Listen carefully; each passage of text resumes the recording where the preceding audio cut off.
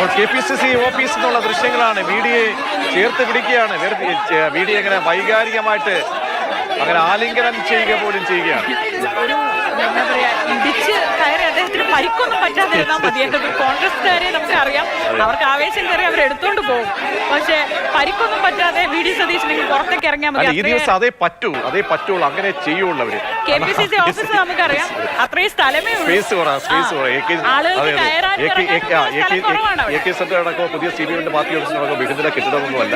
വളരെ ചുരുങ്ങിയ ആ സ്പേസ് പോലും, പുറത്തെ സ്പേസ് പോലും വളരെ ചെറിയ ഇടമാണ്. അപ്പോൾ അതിനുള്ളിൽ നിൽക്കുന്ന ആളുകൾ കോൺഗ്രസ് പാർട്ടി ആയതുകൊണ്ട് ഖദർദാരികളുടെ എണ്ണം ഇനി കൂടും. ഇന്ദിരാഭവൻ നിറയും. അപ്പോൾ കെട്ടിപ്പിടിച്ച് ആലിംഗനം ചെയ്യാൻ ഇങ്ങനെ വീർപ്പ് മുട്ടി നിൽക്കുകയാണ് പ്രവർത്തകർ. അവിടെ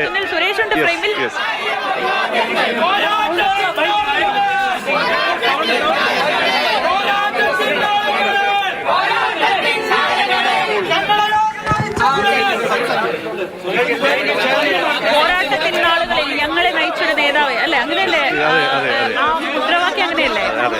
പോരാട്ടത്തിന്റെ വീതികളിൽ, അതായത് പട നയിച്ചവൻ തന്നെ പടനായകനായി മാറി, നാടിന്റെ നായകനായി മാറി. യെസ്, അദ്ദേഹം ഇന്ദിരാഭവനിൽ നിന്ന് പുറത്തേക്ക് വരികയാണ്. 4 മണിക്കാണ് യോഗം. ഇപ്പോൾ 3:10 നിർണായകമായ യോഗത്തിന്റെ സമയമാവുമ്പോഴത്തേക്കും ഡൽഹിയിൽ നിന്ന് ചാർട്ടർ ചെയ്ത വിമാനത്തിൽ 4 പേരാണ് ആ വിമാനത്തിലുള്ളത്. അത് ഇവിടെ നിരീക്ഷകരായി എത്തിയ അജയ് മാക്കൻ, മുകുൾ വാസ്നിക്, ദീപദാസ് മുൻഷി, ഒപ്പം സൂര്യകാന്ത്. അദ്ദേഹം ഉത്തരാഖണ്ഡ് PCCയുടെ ഉപാധ്യക്ഷനാണ്, മുതിർന്ന നേതാവാണ്, രാഹുൽ ഗാന്ധിയുടെ വളരെ വിശ്വസ്തനായ ഒരു നേതാവാണ് സൂര്യകാന്ത്. ഇങ്ങനെ 4 പേരാണ് ആ ഫ്ലൈറ്റിലുള്ളത്. അവർ 4 പേരും ഈ പാർലമെന്ററി അംഗങ്ങളുടെ യോഗത്തിൽ പങ്കെടുക്കും. TLPയിൽ പങ്കെടുക്കും. 4 മണിയുടെ യോഗം വളരെ പ്രധാനപ്പെട്ടതാണ്. യോഗത്തിൽ എന്താണ് ഇനി അത്ഭുതങ്ങളൊന്നും സംഭവിക്കാനില്ല എങ്കിൽ കൂടിയും, കാരണം തീരുമാനം വന്നു, ഒരു സമന്വയത്തിലേക്ക് എത്തി. VD സതീശന്റെ പേര് ഡൽഹിയിൽ നിന്ന് പ്രഖ്യാപിച്ചു. ഒരുപക്ഷെ നമ്മൾ കേട്ടത് മുദ്രവെച്ച കവറിലൊക്കെ തന്നെ ആ തീരുമാനം തിരുവനന്തപുരത്തേക്ക് ചാർട്ടേഡ് ഫ്ലൈറ്റിൽ എത്തി ഇവിടെ പ്രഖ്യാപിക്കുമെന്ന് കരുതിയെങ്കിൽ അതിനൊന്നും സമയം കാത്തില്ല. കാരണം ചില 11 ദിവസം പിന്നിടുന്ന ഒരു ഘട്ടത്തിൽ ഇനിയും കാത്തിരിക്കുക അത് ദുഷ്കരമാണ് എന്ന് തിരിച്ചറിഞ്ഞു. അങ്ങനെയാണ് ഹൈക്കമാൻഡിന്റെ ഭാഗത്തു നിന്നും ഡൽഹിയിൽ നിന്നൊരു പ്രഖ്യാപനം വരികയും മറ്റൊരു പേരുമില്ല, VD സതീശന്റെ പേര് തന്നെ മുന്നോട്ട് വയ്ക്കുകയും ചെയ്തു. അതിന് മുമ്പ് ഒരു കൺസെൻസസ് രൂപപ്പെടുത്തി. പ്രധാനപ്പെട്ട നേതാക്കന്മാർ, 5 KPCC അധ്യക്ഷന്മാർ, മുൻ അധ്യക്ഷന്മാരെ വിളിച്ചു കേട്ടു, മുതിർന്ന നേതാക്കന്മാരെ വിളിച്ചു കേട്ടു.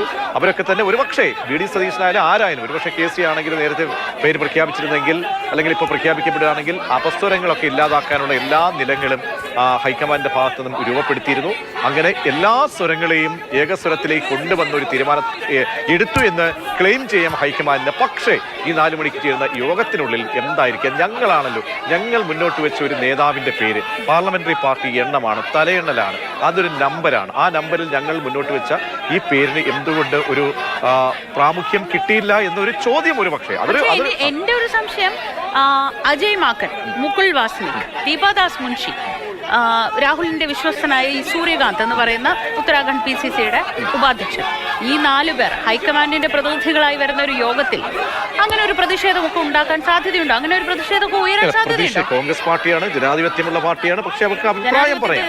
സൗന്ദര്യം അല്പം കൂടിപ്പോയ പാർട്ടിയാണ്. അപ്പോൾ അഭിപ്രായം വേണമെങ്കിൽ പറയാം. അഭിപ്രായം എന്ന് പറയുന്നത് ഒരു പക്ഷേ പ്രതിഷേധം എന്ന രീതിയിൽ ഞാൻ ഈ പറയാൻ കാരണം ഇപ്പോൾ എന്താണ്, പഴകുളം മധുവും MM നസീർ 2 പേര് ഇപ്പോൾ പരസ്യമായിട്ട് തന്നെ കാര്യങ്ങൾ പറഞ്ഞു. അപ്പോൾ അവർക്ക് വിയോജിപ്പുണ്ട്. ഇപ്പോൾ പരസ്യമായി പ്രതികരണത്തിന് തയ്യാറെടുക്കുന്നു എന്ന് പറയുമ്പോൾ അത്രത്തോളം വെല്ലുവിളി നിറഞ്ഞ ഒരു ഘട്ടത്തിലായിരിക്കാം പരസ്യ പ്രതികരണം നടത്തുന്നത്.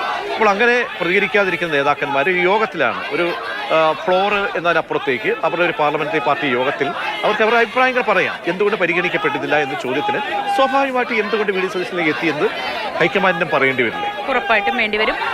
ഹൈക്കമാൻഡിന് വിശദീകരിക്കാൻ ഒരുപക്ഷെ കഴിഞ്ഞ ദിവസങ്ങളിൽ നമ്മൾ കണ്ട ചർച്ചകൾ ആ വിശദീകരിക്കാനുള്ള ഒരു സ്റ്റേജ് ആയിരുന്നു. കാരണം നേതാക്കളെ വിളിച്ചു വരുത്തി എന്താണ് കേരളത്തിൽ നടക്കുന്നതെന്ന് അന്വേഷിച്ചു. പ്രതിഷേധത്തിന് പിന്നിൽ ആരെയും ഒഴിവാക്കിയിട്ടില്ല. ആർക്കും ഒരു പരാതി പറയാൻ ഇടയില്ലാത്ത വിധം വളരെ സത്യത്തിൽ ഹൈക്കമാൻഡ് ആരാണ്, ഹൈക്കമാൻഡ് ഒരു ജിന്നാണ് എന്നൊക്കെ പറഞ്ഞ് പലതരത്തിലുള്ള ട്രോളുകൾ നമ്മൾ എനിക്ക് തോന്നുന്നില്ല അങ്ങനെ 1-2 PJ കുര്യനെ കേട്ടിരിക്കാം. ആർ അനന്തകൃഷ്ണൻ KPCC ആസ്ഥാനത്തുണ്ട്. അനന്തൻ, ഇവിടുന്ന് ഞങ്ങൾ നോക്കുമ്പോൾ ദൃശ്യങ്ങളിൽ കുറച്ച് തലകൾ മാത്രമേ കാണുന്നുള്ളൂ, അത്രയേറെ വലിയ തിരക്കുണ്ട്. KPCC ആസ്ഥാനത്തെത്തിയ VD സതീശന് എങ്ങനെയുള്ള സ്വീകരണമാണ് അവിടെ കിട്ടിയത്?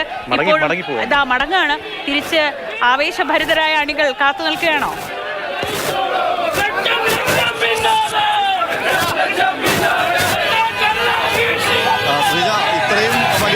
ആവേശത്തോടെ തെരഞ്ഞെടുപ്പ് പ്രചരണ സമയത്ത് പോലും കിട്ടിക്കാണില്ല. അത്രയേറെ പ്രവർത്തകരാണ് ആ KPC പ്രസിഡന്റ് മുറിക്കുള്ളിൽ ഒത്തുചേർന്നത്. അവിടെ നിന്ന് അദ്ദേഹം പുറത്തേക്ക് ഇറങ്ങാൻ വേണ്ടി ഒരുപക്ഷെ നിങ്ങൾ ആ ദൃശ്യങ്ങളിൽ കണ്ടു കാണും. അത്ര തിക്കും തിരക്കുമായിരുന്നു. അതിനിടയിലൂടെയാണ് അദ്ദേഹം അവിടെ പൂച്ചെണ്ടുമൊക്കെ ആയിട്ട് ആൾക്കാർ കാത്തു നിൽക്കുന്നുണ്ടായിരുന്നു. അവരുടെ നിന്നൊക്കെ പക്ഷേ അവരെല്ലാം മൈൻഡ് ചെയ്ത് അവരുടെ നിന്നെല്ലാം ഈ പൂച്ചെണ്ടുകളൊക്കെ വാങ്ങിച്ച് അഭിനന്ദനം ഏറ്റുവാങ്ങിയാണ് അദ്ദേഹം പുറത്തേക്ക് വന്നത്. ഒരുപക്ഷെ ഞാനൊക്കെ കഷ്ടിച്ചാണ് അതിൽ നിന്ന് ആ ഇടിയിൽ നിന്ന് പുറത്തേക്ക് ഇറങ്ങി വന്നിരിക്കുന്നത്. ഇപ്പോൾ അദ്ദേഹം KPC ആസ്ഥാനത്തെ ഇന്ദിരാഭവനിലെ ഊഷ്മളമായ സ്വീകരണത്തിന് ശേഷം മടങ്ങുകയാണ്. ഇവിടെ നിന്ന് AK ആന്റണി, മുതിർന്ന നേതാവ് AK ആന്റണിയുടെ വഴുതക്കാട്ട വീട്ടിലേക്കാണ്, അഞ്ചനത്തിലേക്കാണ് അദ്ദേഹം പോകുന്നത്. അവിടെ AK ആന്റണിയെ കാണും. അതിനുശേഷം VM സുധീറിന്റെ വീട്ടിലേക്ക് പോകുമെന്ന് അറിയിച്ചിട്ടുണ്ട്. അത് ഗൗരീശപട്ടത്താണ്. അവിടെയും മുതിർന്ന നേതാവിനെ കണ്ട് അദ്ദേഹത്തിന്റെ ഈ പുതിയ മുഖ്യമന്ത്രിയായിട്ടുള്ള ഒരു വരവ് അത് VM സുധീറിനെ അവിടെ പ്രതീക്ഷിക്കുന്നുണ്ട്. ഒരുപക്ഷെ ഏറ്റവും VD സതീശന്റെ പേരിലേക്ക് നിർണായകമായത് ഇന്നലെ വൈകിട്ട് VD സതീശന് അനുകൂലമായി VM സുധീറിനെടുത്ത ഒരു നിലപാടാണ് ഹൈക്കമാൻഡിന് മുൻപിൽ എന്ന വാർത്തകളൊക്കെ പുറത്തു വന്നിരുന്നു. അപ്പോൾ VM സുധീറിനും VD സതീശനും തമ്മിലുള്ള കൂടിക്കാഴ്ചയ്ക്ക് ഒരുപാട് അർത്ഥതലങ്ങളുണ്ട്. ഏതായാലും 5:30 മാത്രമേ ഡൽഹിയിൽ നിന്നുള്ള നേതാക്കൾ, ദീപദാസ് മുൻഷി അടക്കമുള്ള നിരീക്ഷകരടക്കമുള്ള നേതാക്കൾ തിരുവനന്തപുരത്തേക്ക് എത്തൂ എന്നാണ് അറിയുന്നത്. അപ്പോൾ ഇനിയും 5:30 കഴിയും ഈ പാർലമെന്ററി പാർട്ടി യോഗം ചേരാൻ നിയമസഭാ അസംബ്ലി ഹാളിൽ. അതിനു മുൻപ് തിരുവനന്തപുരത്തെ തലസ്ഥാനത്തെ മുതിർന്ന നേതാക്കളെയൊക്കെ കണ്ട് ആശീർവാദം വാങ്ങിക്കുകയാണ്, അവരുടെ അഭിനന്ദനം ഏറ്റുവാങ്ങുകയാണ് നിയുക്ത മുഖ്യമന്ത്രി VD സതീശൻ. ഇപ്പോൾ ഇന്ദിരാഭവനിൽ നിന്ന് അദ്ദേഹം മടങ്ങുന്ന കാഴ്ച, ഇന്ദിരാഭവനിലേക്ക് എത്രത്തോളം